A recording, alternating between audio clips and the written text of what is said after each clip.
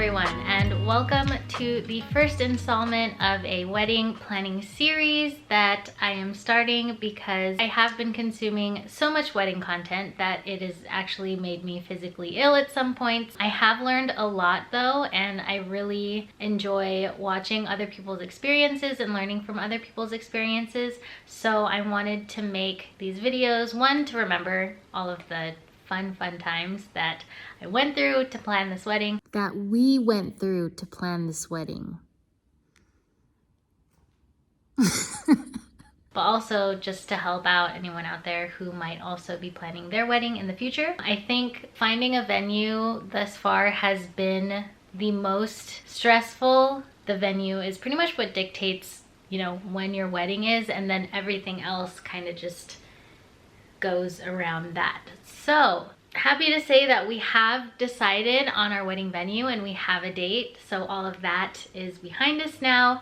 And now I can kind of just share the process that we went through and all of the things that we learned while looking for our venue. Okay, so before, oh, by the way, my laptop is here. So if I am looking down, it is because I am looking at my laptop because I have a lot of notes. So before I start going into detail about the venues, there are certain things that we were looking for that we just prioritized the most. The first thing that we did was we made a guest list that was kind of just like a rough estimate of how many people would be attending the wedding, and we found that the guest list would be around 135 to 150 people. So we wanted a venue that could host that many people. We also wanted a venue in Southern California because that is where Shahan and I are from, and most of our friends and family are also still in Southern California. The vibe that we were going for was basically just naturey, green, outdoor, maybe ranchy vibes. Not necessarily that the ceremony and the reception had to be outdoors, but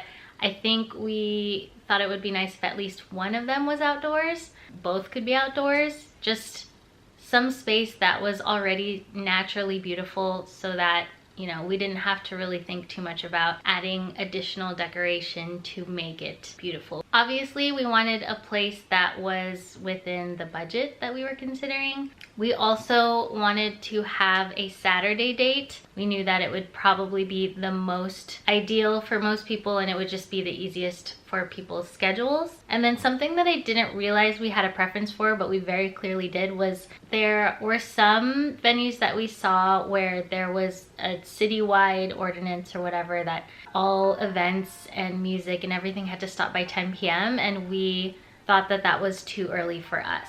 So yeah. So the first venue that we checked out was Inn of the Seventh Ray, which is a restaurant in Malibu that also is regularly used as a wedding venue as well. When you see pictures of it, it looks like a storybook wedding location. Like, it is just encased in greenery. There are string lights and chandeliers just like there on a regular basis. It already looks super dreamy, super romantic on its own. Very little decoration would have to be added to make it look nicer because it's just a really pretty space. So when Shahan and I went to visit, we decided to go in incognito mode basically. We didn't schedule a wedding venue tour. We just kind of made a reservation to have dinner there because we at that point were pretty freshly engaged. It had only been a couple of weeks. We weren't ready to do like truly venue shopping yet. So when Shahan and I go on this date, we show up to the venue an hour early with like the intention of having a drink or something while waiting for our reservation time. Rookie mistake because they do not have a bar to just have a drink at before your reservation. They do have a gift shop though, like in a little kind of eclectic gift shop with random little things. So we walked around that for a little bit. Eventually we were walked to our table. We had to walk through like the entire restaurant, which was nice because we could see the whole area. But we were walked through all the way to the back and we were sat next to just forest essentially. It was just beautiful. Everything was beautiful. We just ordered our food, ordered soju cocktails. I'm not sure if this place served hard liquor other than soju because on the menu the only thing that they had was wine, beer, and soju cocktails, and the same thing was listed on the wedding brochure. I mean, it wasn't the end of the world, but we were just like, oh, okay. So it was just something to think about. Of the 2 soju cocktails that we had, we liked one of them, the other one was so-so. Of the food that we had, again, we liked some of the dishes and some of the other ones we didn't really like. Nothing that was like a make or break it condition. But the main reason we didn't end up going with this place was because the main area, which is called the Fountain Patio, is a really beautiful space, but it is the only big area in the entire restaurant. So you have the fountain patio, and then the rest of the restaurant just like wraps around like off of it, and there are just tiny little pods basically connected off of the fountain patio. But the one big space in the restaurant is the fountain patio, and so that is the only place that can really truly fit the ceremony and reception and still have everyone in the same place. So that would mean we would have to have the ceremony and then do a flip of the entire space and change it from a ceremony setting to a reception setting, which again isn't the end of the world, but it just didn't seem as convenient as having the ceremony space just exist and then the reception space just exist, and then having the guests move from one to the other. The other thing was, even though the fountain patio was like a pretty big area, for the amount of people that we were thinking of having, it still felt like it may have been a bit squished, especially to have the tables in that area and then have the dance floor. The 2 options for the dance floor were either having it around the fountain, and then the other option was to have the dance floor kind of off of the main area, if you wanted to have a, you know, a typical dance floor that didn't have a fountain in the middle. The next venue that we saw was the Lodge at Malibu Lake. It was a group tour, and we were the last ones to arrive because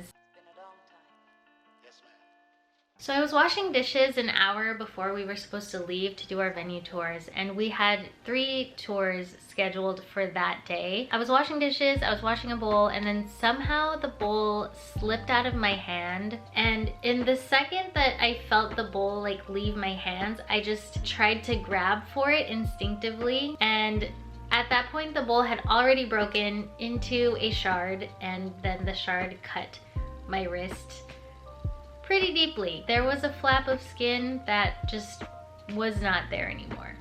And so my immediate reaction was just to cover it with, or put pressure on it with my fingers, and I was like, oh no. At this point, Shahan was still sleeping, and so I go into our room.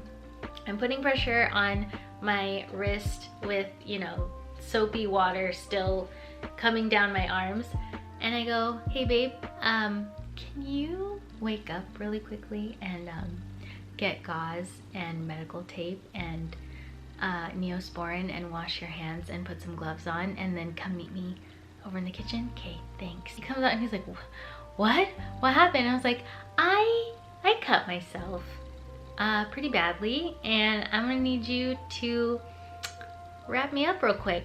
For a split second, I was like, I might need to go to urgent care.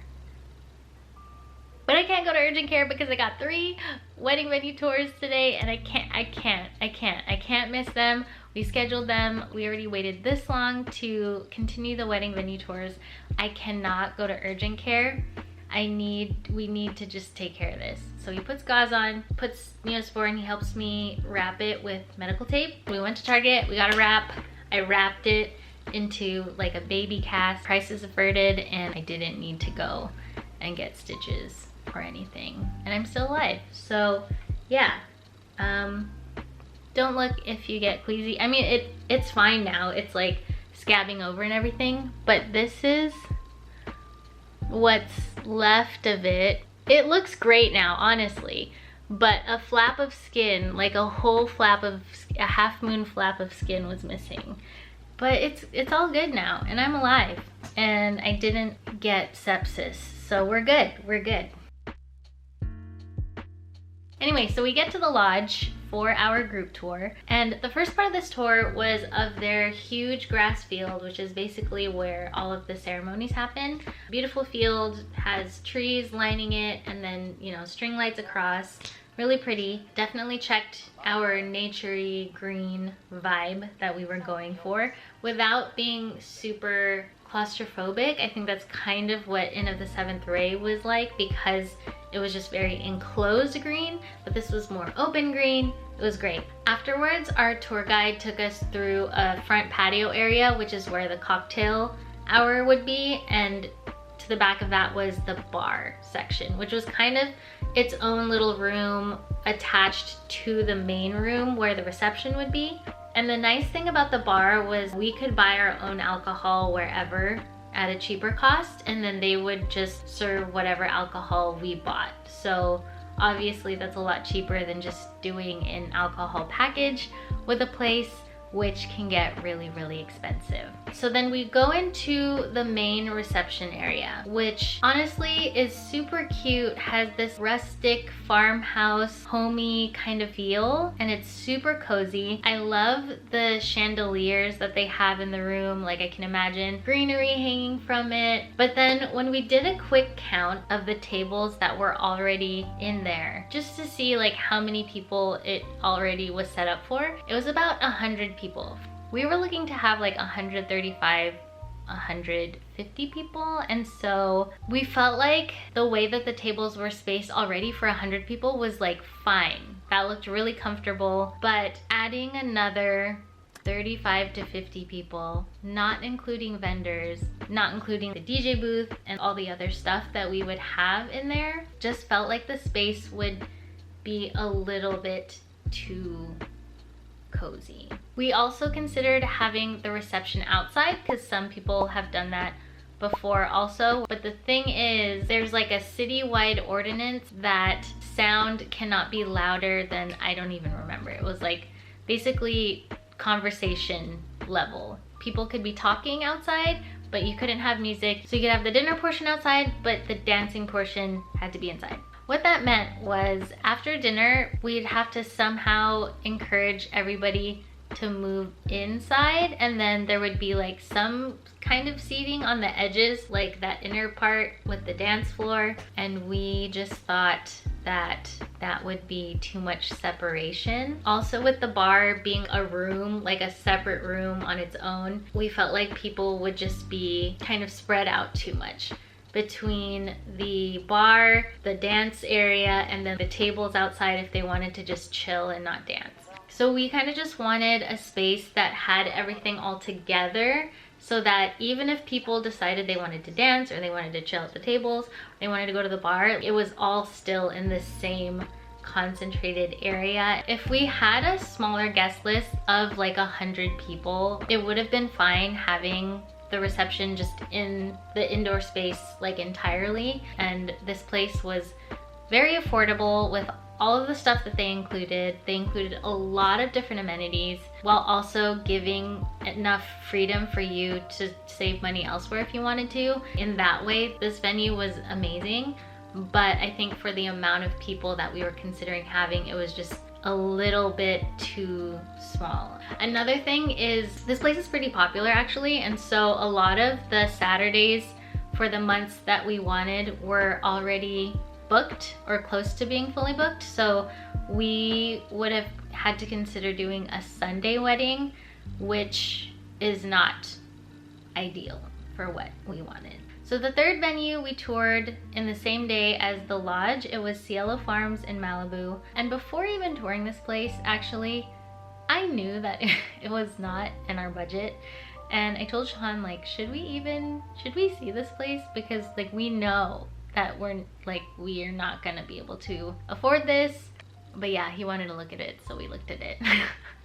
It was funny though, because the day that we went, the weather was so foggy. Yeah, it was so foggy, so rainy.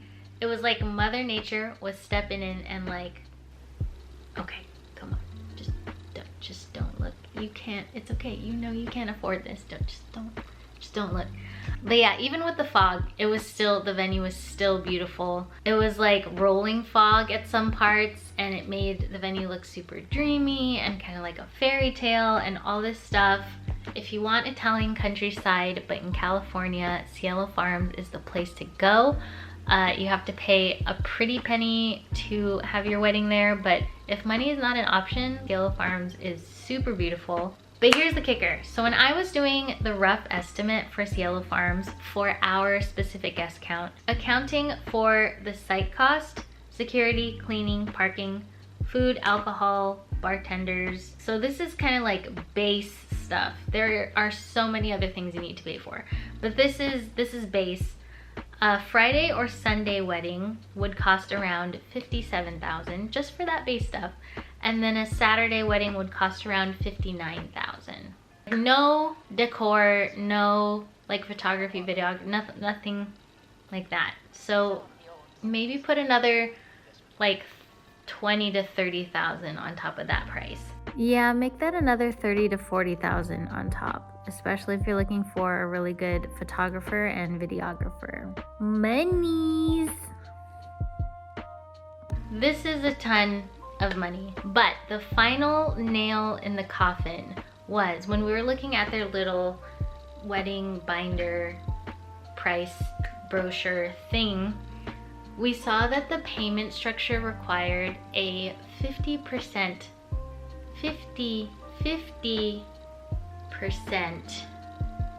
deposit at booking.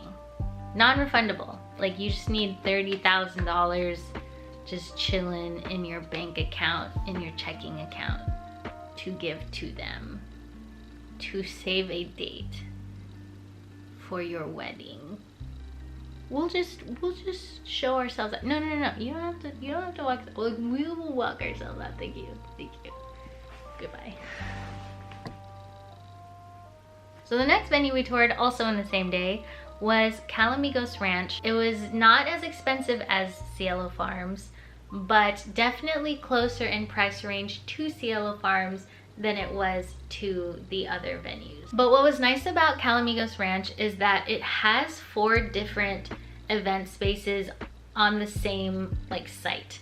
So it's literally like rapid fire venue shopping basically. And the 4 different spaces are the pavilions, the redwood room, the oak room, and the birchwood room. And they all can cater to different guest counts. So the way that it works is as long as you meet the minimum required guest count for the day that you choose for the specific site that you choose, the price per person is the same among all 4 of them. You just have to meet a certain minimum guest count, if that makes sense. We immediately ruled out 2 of them because the pavilions was too big for our anticipated guest count, and then the birchwood room was too small for anticipated guest count.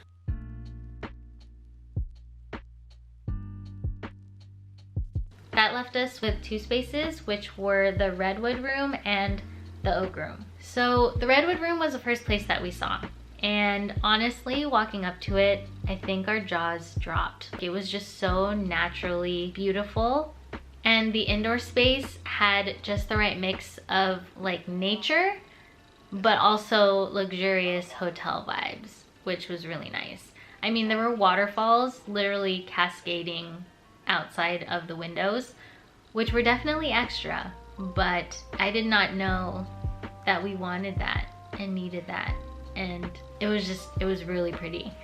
And then we saw the oak room, and that was when I realized that I was such a hoe for waterfalls. Shahan was immediately like, this is too much, as we were walking up to it. And I was like, what do you mean it's too much? It's perfect. But then what eventually won him over was walking into the reception area, because again, so beautiful.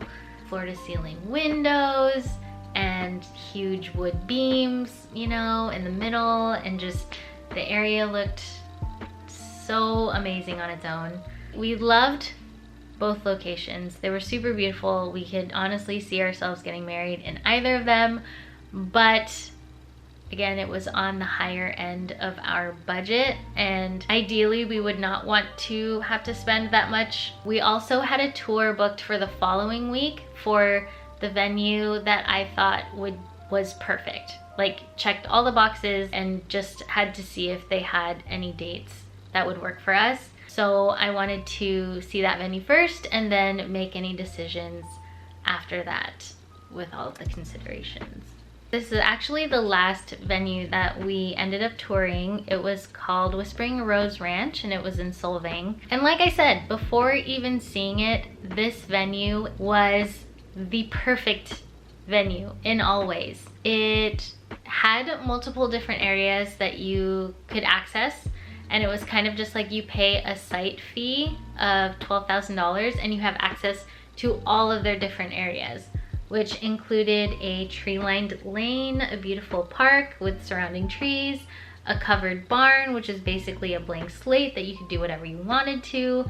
Access to all of these things would just be a flat fee of $12,000, and then everything else is up for you to decide. Yes, this meant a lot of work and a lot of planning, but just with that much freedom, your budget is literally whatever you decide. Your wedding could be as budget friendly as you wanted, or it could be as luxurious, crazy, whatever as you wanted. So in theory, best case scenario. My camera's gonna die. We are back, camera battery changed. So we get to Whispering Rose Ranch and it's in Solvang, so about a 2-hour drive from where we live. And it is beautiful. And as we're driving up, I'm already saying like, okay, that's Sycamore Lane. This is that, this is like, I already know all of these spaces because I have at this point dived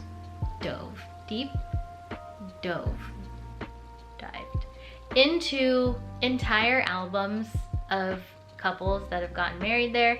I've seen every inch of every part and been like, okay, love that, don't really love that, would do something different, love that, that's great, I like how they did that. Like, I was all in for this venue, and my wedding was already in my head. I knew what I wanted, it was done. I just needed to know what date we could book it for. And yeah, as we drove up, it was meeting all the expectations. It was beautiful. Our tour guide showed up with not one, 2 Australian shepherds that were the cutest.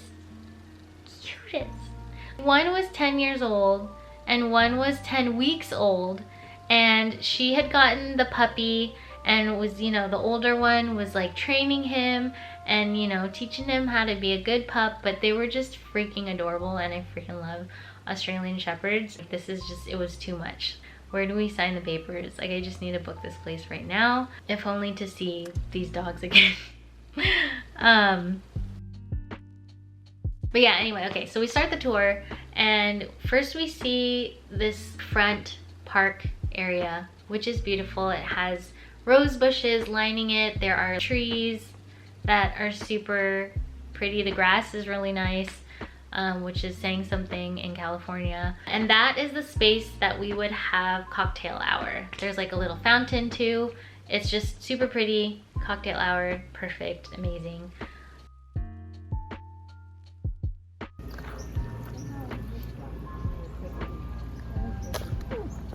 Uh-oh. Wow. So much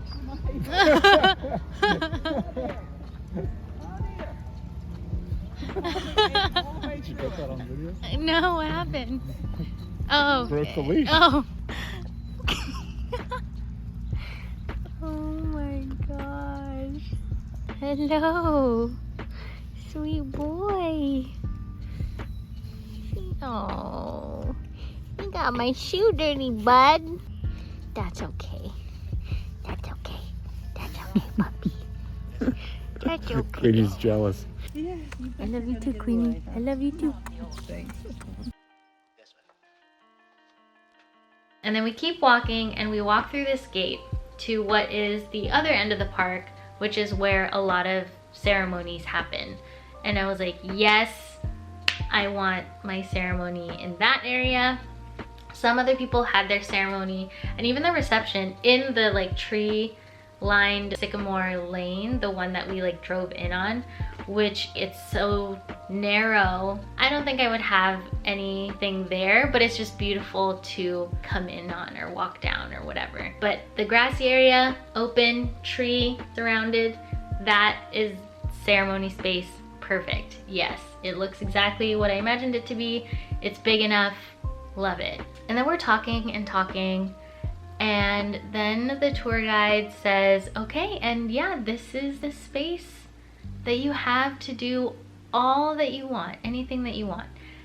And in my head I was like, but the barn, the covered barn, the thing that I imagined all of my, I wasn't saying this out loud, but I was just like, oh, the covered barn that was on the website. And then she's just like, oh yeah, the covered barn is no longer available for wedding use.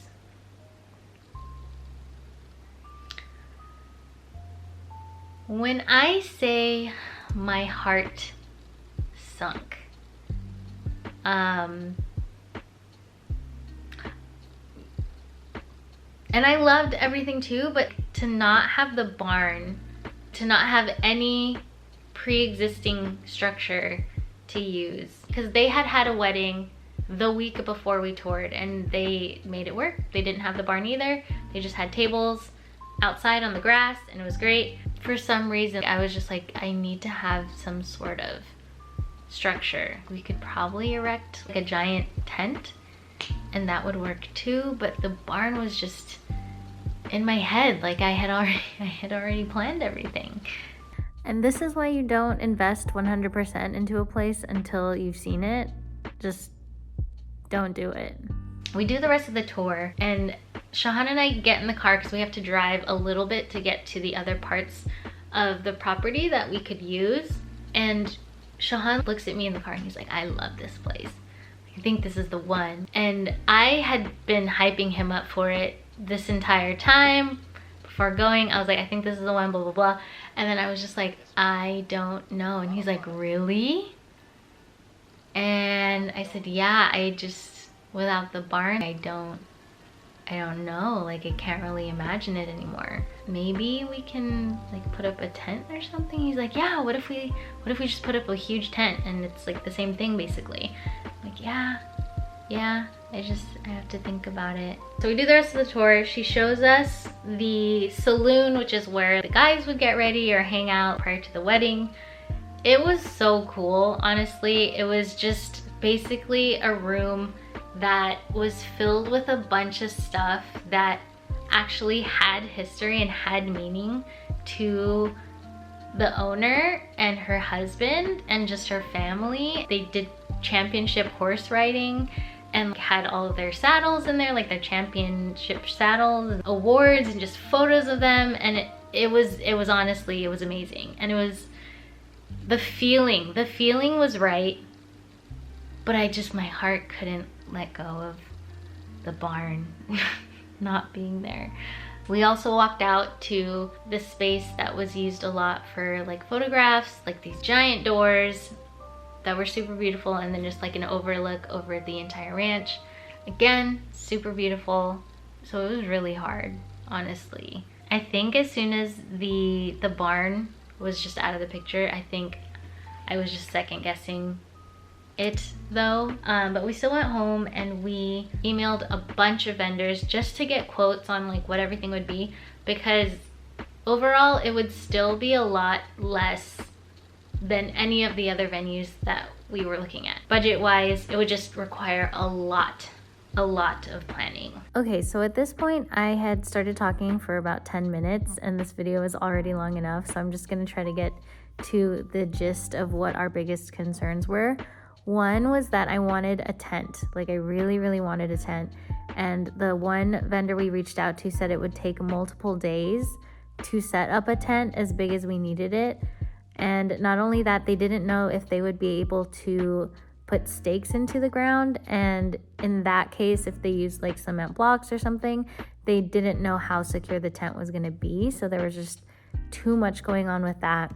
We also had to figure out doing a restroom, like a portable restroom thing, which, I mean, you can rent the nicest portable restroom, but at the end of the day, it's still a portable restroom. So that just didn't seem super appealing to us. Another thing we were considering was parking, because not all the guests would be able to park on site. And so we would have to figure out a shuttle system to get the guests from their hotels or wherever to the venue, but also Solvang is a pretty small town, so just not knowing if we'd be able to have all of our guests stay there comfortably. And then Santa Barbara, which is the nearest bigger city, is a 40-minute drive away.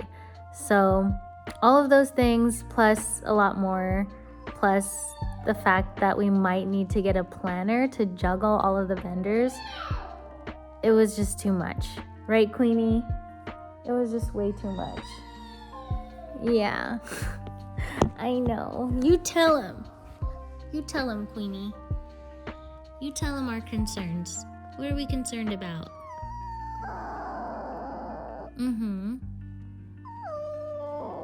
Yeah. And then? Okay.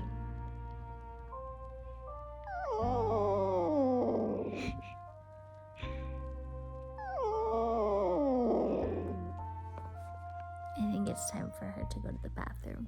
Let's go to the bathroom. That last wedding venue tour was October 22nd. So we're at the end of October. We want our wedding ideally to be a year from when we booked the venue, just not so much time, because Shahan and I have been together for 7 years now. We don't want a super long engagement, and we gotta, you know, we have life things coming up, and so also didn't want a winter wedding.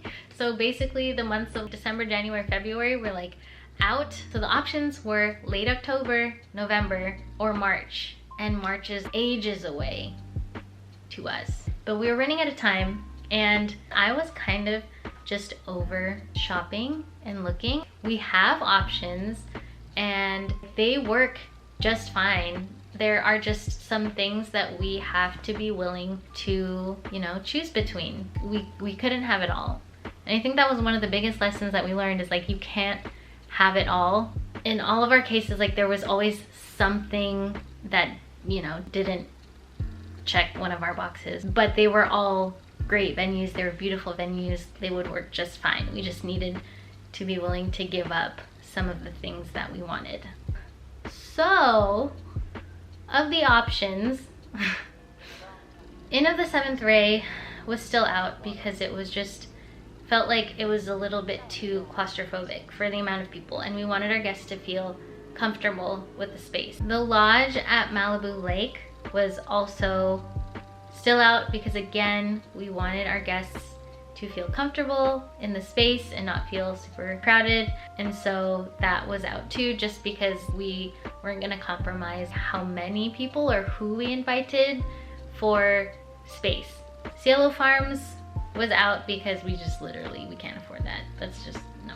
Whispering Rose Ranch was out because it was just way too much organization, too much planning, and that just would have been super duper stressful. And with Calamigos Ranch, honestly, like, the only thing that, you know, made us hesitant was budget. And it's not like we couldn't afford it, it was just on the higher end of our budget, and so if we chose it, other things would have to decrease, or our budget for other things would have to decrease.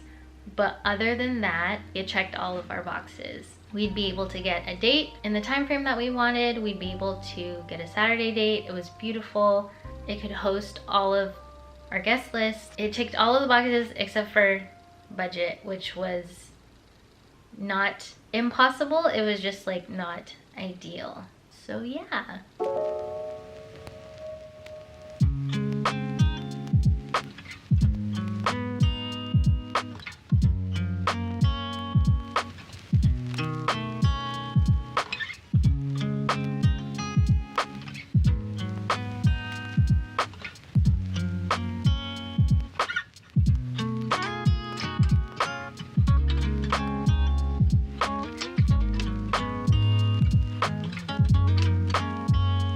But that is basically it. Our venue is selected, our date is selected. We're very excited. I am gonna start a job in a couple weeks, so that is also gonna take up a lot of energy and a lot of time, but we're gonna make it through this year together, whether we like it or not. So I will see you in the next video. Thank you so much for watching. Yeah, bye.